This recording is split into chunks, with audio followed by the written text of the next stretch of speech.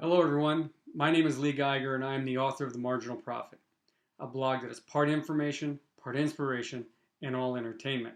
Today's video portion is from my blog post titled Glad to Be Here, a story about my recent attendance at the GLAAD Media Awards down in Los Angeles. As you know, my blog usually starts with a quote, and today's is from Rick Riley, the sports writer from ESPN. Quote, "Inertia keeps most people from living the life they dream. It's safer to keep the same path you've worn smooth." Unquote. Thank you, Rick. So, without further ado, here is today's story. We've all heard stories begin like this. If you had told me X number of years ago I would be doing blah, blah, blah, I would have said you're blah, blah, blah. Well, I've got one of those blah, blah stories, and it goes something like this.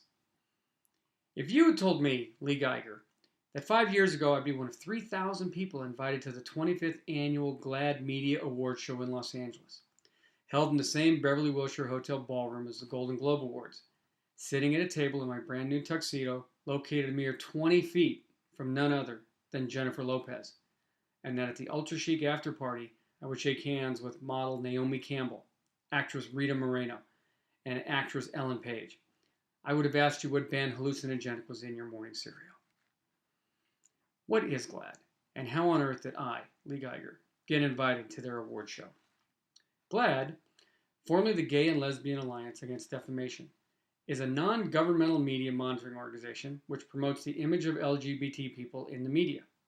I was invited to their annual fundraiser by a GLAAD board member who was a big fan of my originally self-published book, Pearls of Asia, and she believed my attendance would be an excellent opportunity for me to market the newly edited version of Pearls of Asia, being published May 29th by the Writers' Coffee Shop. They were the original publisher of 50 Shades of Grey.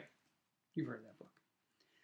The attire was black tie optional, which meant I had to spring for a new tux now that I've managed to lose 40 pounds. For those of you who've never seen me before, I used to be shaped like a pear. It's what I call a high-class problem.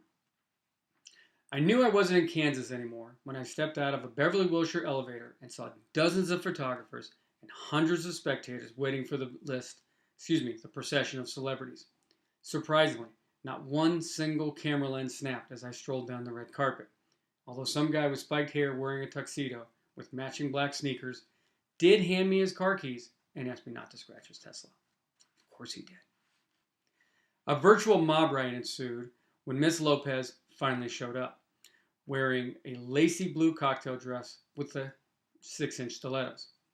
But that chaotic scene was only slightly more insane than the commotion created by the arrival of Laverne Cox, the popular black transsexual actress on the hit Netflix show Orange is the New Black. Along with J-Lo, GLAAD was honoring Miss Cox, which made me feel somewhat embarrassed.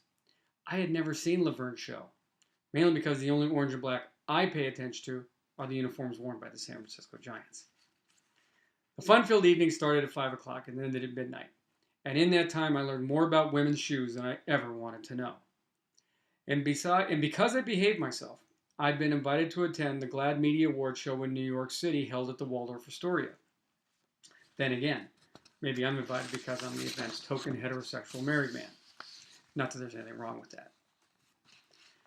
5 years ago, I'd never heard of GLAAD or Jimmy Choo's, which begs the question, how did I get here?